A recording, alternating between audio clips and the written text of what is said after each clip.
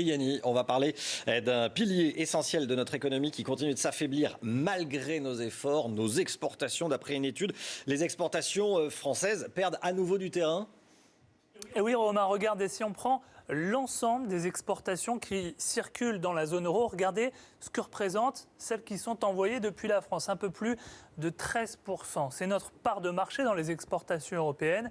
Et le problème, c'est que cette part de marché, elle ne fait que se réduire depuis plusieurs années. Regardez, à titre de comparaison, en 2000, on était à 17%. Alors, ça peut sembler peu d'être passé de 17% à 13%, et pourtant, c'est énorme. Regardez, si on était resté à 17% de part de marché aujourd'hui dans ces exportations européennes, ça veut dire que chaque année, on aurait eu en plus 170 milliards d'euros d'injecter dans notre économie. Chaque année, c'est tout simplement colossal. Alors le problème avec les exportations françaises, on le connaît depuis longtemps, il est le même pour nos voisins européens qui sont aussi nos clients.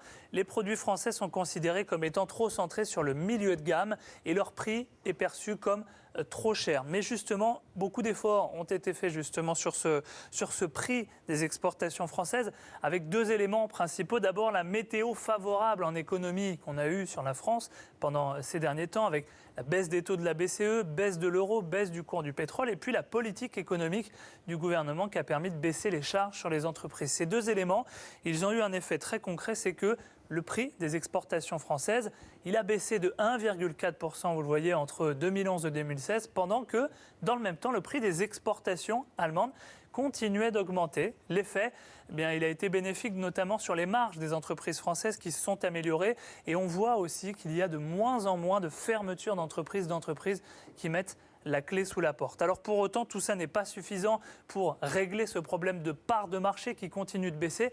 Il faut comprendre que nos exportations, c'est vraiment le point noir de notre économie. Et si on veut redresser complètement notre économie et créer beaucoup d'emplois, il va falloir se pencher très clairement sur ce problème des exportations.